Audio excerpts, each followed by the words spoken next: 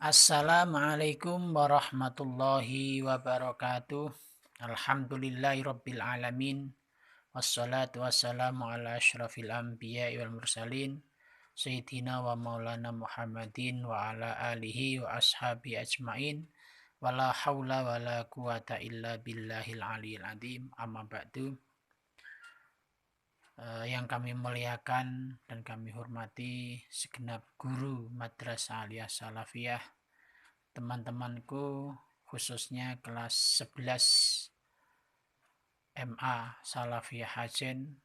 Alhamdulillah kita dapat bertemu dalam rangka daring bersama, belajar bersama, memaknai kitab Buyatul Usul, memberikan penjelasan dan memberikan contoh-contoh tentang materi yang akan kita pelajari bersama-sama. Langsung aja silakan kamu persiapkan, kamu buka kitab Buyatul Usul halaman 18. Nanti materi yang akan kita bahas pada kesempatan kali ini adalah tentang masalah ada, qadha, dan i'adah. Langsung saja kita mulai pertemuan kali ini dengan cara memberi makna, menerjemahkan, dan menjelaskan serta memberikan contoh-contoh yang ada kaitannya dengan materi ini. Langsung saja kita mulai. Bismillahirrahmanirrahim. Wal asohu annal ada'a fi'lul ibadati aw raq'atin fi waqtiha wa huwa zamanun muqaddarun laha syar'an. Wal asohu utawi qaul asoh iku annal ada'a sak temene ada, sak temene kang aran ada iku fi'lul ibadati nglakoni ngibadah, baik puasa, baik zakat, baik sholat ataupun ibadah-ibadah yang lain. Au raqatin utawa nglakoni sak rakaat dilakoni fi waktiha ing dalem waktune ibadah. Jadi menurut kaul asoh bahwasanya yang namanya ada adalah menjalankan ibadah di dalam waktunya atau mengerjakan satu rakaat daripada ibadah sholat yang mana dilakukan di dalam waktunya. Nah sekarang apa yang namanya waktu dalam waktu ibadah? Wa huwa utai waktuha iku zamanun mongso muqaddarun kang dikira-kirano laha kedue ibadah syar'an ing dalem cara syara'. Jadi yang namanya waktu ibadah adalah masa atau zaman yang telah ditentukan atau ditetapkan oleh syara' untuk ibadah suatu ibadah. Jadi dari apa yang telah kita kasih makna bahwa yang namanya ada itu syaratnya satu, harus masih di dalam waktu ibadah tersebut. Kalau sholat, ini spesial untuk sholat. Sholat itu untuk dikatakan ada, tidak harus semua rokaat sholat jatuh di dalam waktunya atau di dalam waktu sholat tersebut. Dalam arti gimana? Seumpama kamu mengerjakan satu rokaat saja di dalam waktunya sholat tersebut, itu sudah cukup dikatakan ada. Gambarannya, umpama kamu sholat duhur, baru dapat satu rokaat, tiba-tiba terdengar suara adzan sholat asar. Ini sholat duhur yang kamu lakukan sudah dikatakan ada. Walaupun yang 3 rakaat itu sudah di luar waktu sholat duhur, tetap dikatakan ada. Mengapa yang jadi patokan di dalam sholat itu kok cuma 1 rakaat? Sebab 1 rakaat ini sudah mengandung muqdhamul arkan. mayoritas rukun-rukun sholat. Dalam arti gimana? Dalam arti rokaat yang kedua, ketiga, dan yang keempat itu adalah mengulangi daripada rokaat yang pertama. Coba Anda lihat sholat yang kamu lakukan. Rokaat kedua, ketiga, keempat itu kan sama. Ada berdirinya, ada fatihahnya, ada rukuknya, ada iktidalnya, ada sujudnya. Sujudnya 2 kali, kemudian duduk di antara 2 sujud, kemudian berdiri lagi. Rokaat yang kedua pun nanti sama seperti itu. Sehingga apa? Sehingga ketika Anda sholat, kok sudah dapat 1 rokaat, maka sudah layak dan pantas disebut sebagai ada. Karena pada dasarnya rokaat yang kedua, yang ketiga maupun yang keempat itu adalah mengulang apa yang ada pada rokaat yang pertama.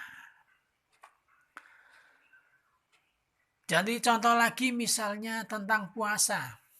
Kalau puasa yang wajib misalnya Ramadan. Maka puasa bisa dikatakan ada kalau dilakukan di bulan Ramadan. Puasa Ramadan kok dilakukan di bulan Syawal, ya nanti disebut sebagai ada. Tidak disebut sebagai qadha, bukan ada. Karena sudah di luar waktunya. Kita lanjutkan. Bismillahirrahmanirrahim. Wa annal qadha. Lan sak temene kang aran qadha. Iku fi'luha nglakoni ibadah. Au illa duna rakatin. Au fi'luha illa duna rakatin. Utawa nglakoni ibadah illa duna rakatin mung wae kurang sangka sak rakaat.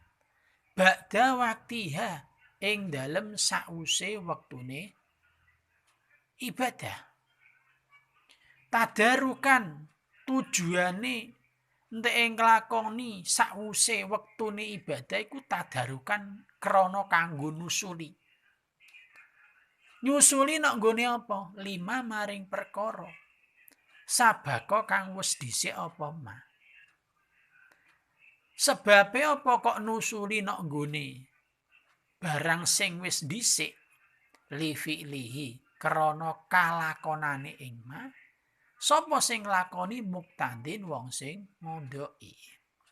Jadi yang namanya qadha nggih, qadha adalah melakukan ibadah setelah waktunya ibadah tersebut. Atau melakukan suatu ibadah sholat cuma saja kurang dari 1 rakaat di dalam waktunya. Jadi misalnya sholat belum dapat 1 rakaat, waktunya kok sudah habis. Maka itu disebut sebagai qadha. Wong puasa Ramadan kok di bulan Dzulhijjah. Itu berarti qadha. Kenapa? Karena waktunya telah lewat. Lah qadha ini tujuannya adalah untuk menyusuli apa-apa yang sudah telat, apa-apa yang sudah lewat. Nah, itu tujuannya qadha. Nah, berbicara tentang qadha, kita tahu bahwasanya qadha itu hukumnya wajib. Tetapi masalah segera dan tidaknya itu tergantung penyebabnya. Kalau penyebabnya kamu qadha itu adalah karena suatu udzur, ada alasan yang diperbolehkan menurut syarak meninggalkan ibadah tadi, itu berarti mengqadha secara segera itu hukumnya tidak wajib, tapi sunnah. Segeranya nih yang dibicarakan. Tetapi kalau kamu meninggalkan sholat atau ibadah tersebut itu bukan karena udzur, maka mengqadha sesegera mungkin itu hukumnya wajib. Karena apa? Meninggalkannya karena tidak ada udzur. Sehingga segera mungkin wajib untuk mengqadha ibadah yang ditinggalkan tanpa adanya udzur tersebut. Itu segera mungkin hukumnya wajib. Bismillahirrahmanirrahim. Wa annal i'adata lan saktemne i'adah iku fi'luha nglakoni salat atau ibadah. Iku fi'luha nglakoni ibadah. Waktaha ing dalem wektune ibadah sanian kang kaping pindho. Mutlakon kelawan mutlak. Ini berbicara tentang iadah beda dengan qadha. Kalau qadha tadi memang belum melakukan sehingga ditambeli, disusuli dengan ibadah yang sudah lewat waktunya. Tetapi kalau masalah iadah itu dia sudah melakukan, kemudian melakukan lagi. Jadi yang namanya ibadah itu melakukan ibadah, namanya iadah itu melakukan ibadah pada waktunya yang kedua. Artinya yang kedua setelah yang pertama itu dia melakukan lagi untuk yang kedua kalinya. Itu kalau i'adahnya cuma sekali. Kalau i'adahnya 2 kali, ya jelas yang pertama, yang kedua, kemudian yang ketiga. Itu memang diperbolehkan. Apalagi umpama kamu sholat pertama itu sholatnya sendirian. Kemudian ada jamaah. Maka kamu boleh i'adah dengan sholat berjamaah. Tapi i'adah itu tidak semuanya sholat diperbolehkan. Kalau waktunya sudah habis, tidak usah i'adah. Jadi i'adah sholat asar, tapi i'adahnya di waktu sholat maghrib, nggak usah. Ini nggak disunahkan ibadah dan tidak dianjurkan. Terus termasuk yang tidak perlu i'adah adalah sholat jenazah atau sholat mayit. Itu juga sama. Tidak dianjurkan untuk i'adah sholat jenazah. Sebab kalau kita disunahkan atau bahkan dianjurkan sholat i'adah, sholat jenazah, akan menimbulkan penundaan terhadap penguburan jenazah. Padahal sunnahnya menguburkan jenazah itu adalah sunnah sesegera mungkin.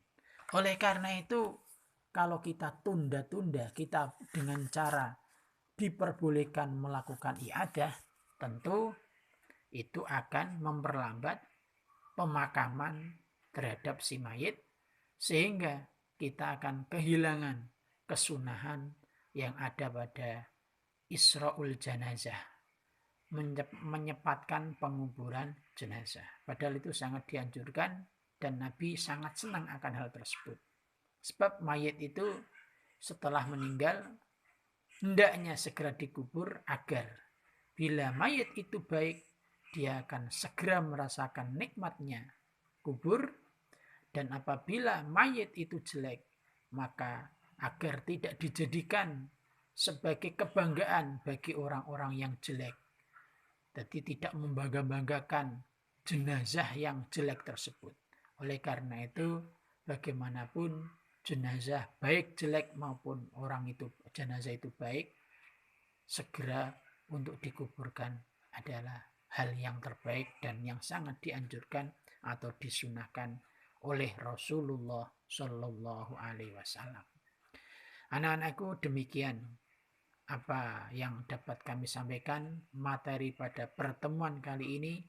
Mudah-mudahan kita selalu diberi kefahaman dan diberi kemanfaatan oleh Allah Subhanahu wa Ta'ala atas apa yang kita pelajari dan apa yang kita pahami pada kesempatan kali ini. Jadi pada kesimpulannya, suatu ibadah itu ada kalanya ada dan ada kalanya qadha. Kalau ada berarti ibadah itu dilakukan di dalam waktunya. Sementara kalau qadha itu adalah ibadah yang dilakukan di luar waktunya.